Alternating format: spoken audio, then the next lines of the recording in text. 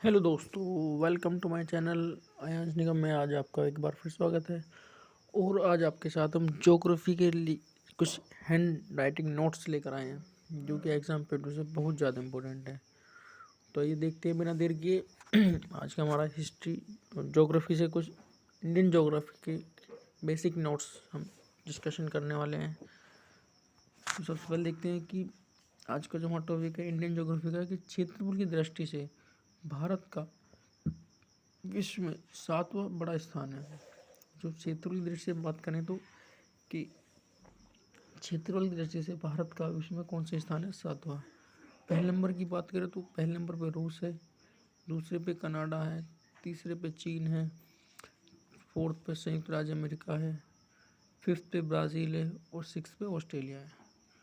भारत के क्षेत्रफल की बात करें तो 32,87,200 वर्ग किलोमीटर है और जो कुल क्षेत्रफल का 2.4 है। भारत के विस्तार में उत्तरी गोलार्ध में 8.4 से लेकर 37.6 तक फैला हुआ है। पूर्वी देशांतर 68.7 से लेकर 97.25 तक फैला हुआ है। भारत का जो उत्तर से दक्षिण का विस्तार है उसकी लंबाई 3,214 किलोमीटर है। भारत की पूर्व से पश्चिम तक का विस्तार 2,933 वर्ग किलोमीटर है। भारत के दक्षिण बिंदु को ग्रेट निकोबार और इंदिरा पॉइंट कहते हैं तथा उत्तरी बिंदु को पिग्मेलियन या इंदिरा कॉल कहते हैं। अब भारत के पूर्वी जो बिंदु अरुणाचल प्रदेश में उसे वालुंग कहते हैं और जो भारत के गुजरात में स्थित कच्छ के रण में उसे सरक्रीक या किब्बतू भी कहते हैं। कर्क रेखा भारत के मध्य से गुजरती है। कर्क रेखा पर स्थित भारत के कुछ राज्य हैं: मिजोरम, त्रिपुरा, पश्चिम बंगाल, झारखंड, छत्तीसगढ़, राजस्थान, मध्य प्रदेश, गुजरात। ये कुछ राज्य हैं जो कि भारत की कर्क रेखा पर पड़ते हैं।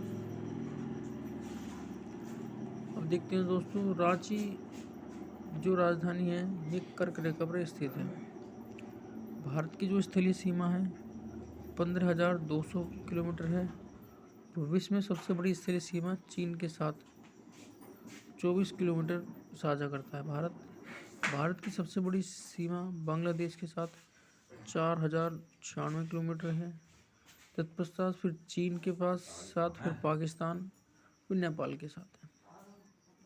भारत की सबसे छोटी सीमा अफगानिस्तान के साथ लगती है 206 किलोमीटर, परंतु वास्तव में सबसे छोटी सीमा भूटान के साथ मानी जाती है कि वास्तव में सबसे छोटी सीमा भूटान के साथ लगती है। भारत में मुख्य भूमि की जो तटीय रेखा है 6,100 किलोमीटर, 6100 किलोमीटर, और द्वीपों को मिलाकर यह 7,516 किलोमीटर हो जाती है। गुजरात तट की रेखा सबसे लंबी है और दूसरे स्थान पर आंध्र प्रदेश है। गोवा तट रेखा सबसे छोटे स्थित है। अब आइए कुछ राज्य देख लेते हैं और उनकी समुद्र तट रेखा, जो कि एग्जाम पॉइंट से बहुत ज़्यादा इम्पोर्टेंट है। गुजरात का जो तट रेखा सौराष्ट्र में स्थित है। गोवा और महाराष्ट्र में कोंकण तट है। केरल का कर्नाड तट है। केरल का मालाबार तट है। तमिलनाडु का कोरोमंडल तट है। आंध्र और उड़ीसा का उत्तरी सरकार तट है। पश्चिम बंगाल का सुंदरबन डेल्टा है और पाकिस्तान का मकराना डेल्टा है। भारत और पाकिस्तान और भारत बांग्लादेश की सीमा को रेड क्लिफ कहा जाता है क्योंकि सर रेड क्लिफ ने इसकी रेखा का नाम निर्धारण किया था। आगे देख लेते हैं, भारत चीन की सीमा को मैकमोहन लाइन कहा जाता है। ये मैकमोहन ने वैज्ञानिक थे, उन्होंने इस लाइन को निर्धारण किया था। इसमें दो चीज़ आती है, LOC और LAC। तो लाइन ऑफ कंट्रोल बोला जाता है LOC को, और LAC को लाइन ऑफ एक्चुअल कंट्रोल बोला जाता है। जम्मू कश्मीर में भारत पाकिस्तान की स्थायी सीमा को LOC कहा जाता है। भारत और चीन की स्थायी सीमा को जम्मू कश्मीर में LAC कहा जाता है। यानी कि जम्मू कश्मीर में भारत पाकिस्तान सीमा को लाइन ऑफ कंट्रोल कहा जाता है और भारत और चीन की सीमा को लाइन ऑफ एक्चुअल कंट्रोल कहा जाता है। हरियाणा, मध्य प्रदेश, छत्तीसगढ़ झारखंड, तेलंगाना न तो अंतर्राष्ट्रीय सीमा स्थित है और न ही समुद्र तट पर। उत्तर प्रदेश निम्न राज्यों में केंद्र शासित प्रदेशों से सीमाएं बनाता है। अगर हम यूपी की बात करें तो इनकी सीमा उत्तराखंड से हिमाचल प्रदेश, हरियाणा, दिल्ली, राजस्थान, मध्य प्रदेश, छत्तीसगढ़, झारखंड और बिहार तथा नेपाल एक देश से भी साझा करती है। जल विभाजक की बात करें तो 8 डिग्री चैनल मालदीव और लक्षद्वीप से स्थित है। 9 डिग्री चैनल कावरत्ती और मिकायनॉय से स्थित है। 10 डिग्री चैनल अंडमान और निकोबार से स्थित है। डंकन पास दक्षिणी अंडमान से छोटे अंडमान से स्थित है। कोको पास उत्तरी अंडमान से कोको द्वीप से स्थित है। और grand channel great Nicobar Sumitra से स्थित है। भारत के दक्षिण में हिंद महासागर है, पूर्व में बंगाल खाड़ी है और पश्चिम में अरब सागर है। भारत व श्रीलंका के बीच समुद्री सीमा क्षेत्र है जो कि पाक की खाड़ी यानी कि मन्नार की खाड़ी के नाम से जाना जाता है। अब आगे देखते हैं दोस्तों, पाक स्टेट यानी पाक की खाड़ी बंगाल की खाड़ी को जोड़ता है। गुजरात खंपात की खाड़ी को कुछ कच्छ की खाड़ी से घिरा हुआ है। भारत के पास कुल 572 द्वीप हैं। अंडमान निकोबार सबसे बड़ा द्वीप है और अंडमान द्वीप में 325 द्वीप है, जिनमें मध्य अंडमान सबसे बड़ा है। निकोबार में 24 द्वीप है। लक्षद्वीप में 35 द्वीप है जो मूंगे की चट्टानों से बना है। पंबन का द्वीप रामेश्वरम में है, जहाँ पर बंगाल खाड़ी में सुंदरवन डेल्टा न्यू मुरे द्वीप में स्थित है। यह रेत में निर्मित तथा ग्लोबल वार्मिंग के कारण विलुप्त होने वाला स्थित है। भारत में इसकी विभिन्नता और विशालता के कारण उपमहाद्वीप कहा जाता है। फलोदो यानी राजस्थान में सर्वाधिक तापमान 51 डिग्री सेल्सियस तक रिकॉर्ड किया गया है। कारगिल सेक्टर में स्थित ब्रांस भारत का सबसे ठंडा -15 डिग्री सेल्सियस पर रिकॉर्ड किया गया है तापमान। मासीनाम मेघालय सर्वाधिक वर्षा वाला स्थान है। यहाँ पर 1100 सेंटीमीटर डिग्री तक वर्षा की होती है। लेह लद्दाख न्यूनतम वर्षा वाला स्थान है, जहाँ 6 सेंटीमीटर तक वर्षा होती है। भारतीय जलवायु को विशिष्टता प्रदान करता है। भारत में जो पर्वतीय प्रतिशत पाया जाता है, भारत में 11% पर्वतीय भाग हैं, 18% भाग और पहाड़ियाँ हैं, 28% पठार हैं और 43% मैदानी भाग हैं। अब आगे देखते हैं दोस्तों,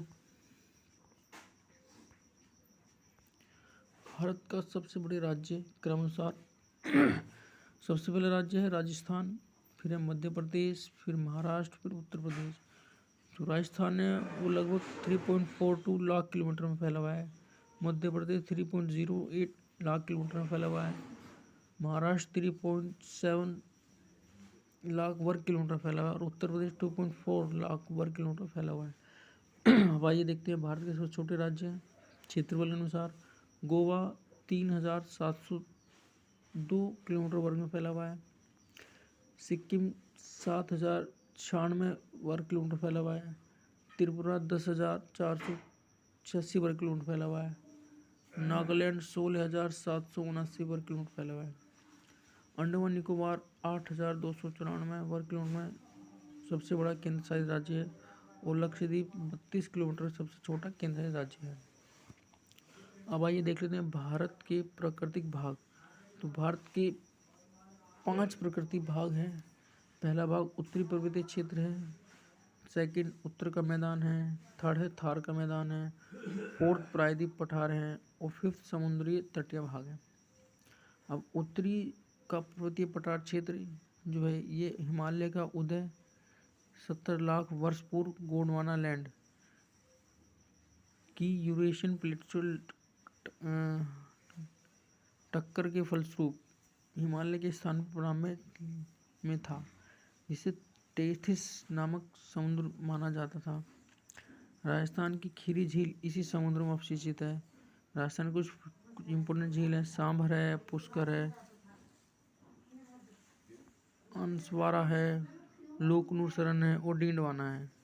ये कुछ झीलें हैं: सांभर, पुष्कर, अनासवा सागर, लोकनूर सर और डीडवाना।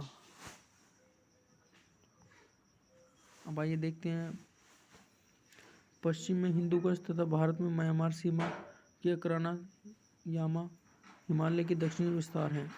अंडमान निकोबार हिमालय का जल ही में डूबा हुआ भाग है। अब नेक्स्ट है उत्तर का मैदान। यह विश्व का सबसे उपजाऊ और विशाल मैदानों में से एक है। यह गंगा, सिंधु, ब्रह्मपुत्र, सिल्ट इसका निर्माण हुआ है। इस मैदान में 4 विभक्त किया गया: भाबर, तराई, बांगर, खादर।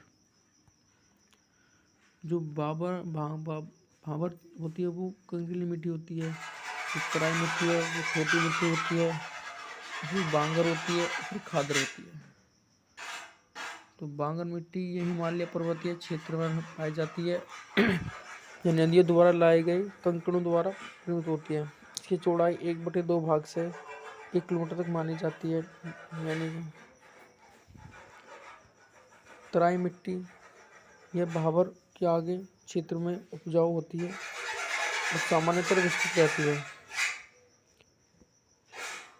इसकी औसतन चौड़ाई 50 किलोमीटर तक होती है। गोरखपुर के पीलीभीत और गोरखपुर की तराई का विस्तार 700 किलोमीटर इसी मिट्टी का माना गया है। तराई में नम भूमि होती है और यह संघन विश्राम करती है। बांगर यह तराई क्षेत्र भूभाग है जो नदियों द्वारा लाई गई सिल्ट से निर्मित है। दोमट मिट्टी का क्षेत्र अत्यंत उपजाऊ होता है। पंजाब से यूपी तक बांगर का विस्तार है और पंजाब में बांगर को लाया जाता है, दाया कहते हैं। खादर यह बंगाल की तुलना में अपेक्षाकृत निचला भाग है जो नदियों द्वारा लाई गई सिल्ट और अभी तक निर्मित हो रही है। बिहार और बंगाल में प्रदेश में यह मिट्टी मानी जाती है। तो साथियों ये हमारा भूगोल का पार्ट फर्स्ट है, भारतीय भूगोल का। इसके बाद हम पार्ट 2 लेकर आएंगे क्योंकि वीडियो काफ़ी लंबा होएगा। ये हैंड राइटिंग नोट्स हैं तो इस भाग में इतना ही। अब नेक्स्ट भाग में भाग 2 लेकर आएंगे, भारत का भूगोल पार्ट 2। तब तक के लिए वीडियो को शेयर करें, लाइक करें और चैनल को सब्सक्राइब जरूर करें। धन्यवाद साथियों, जय हिंद।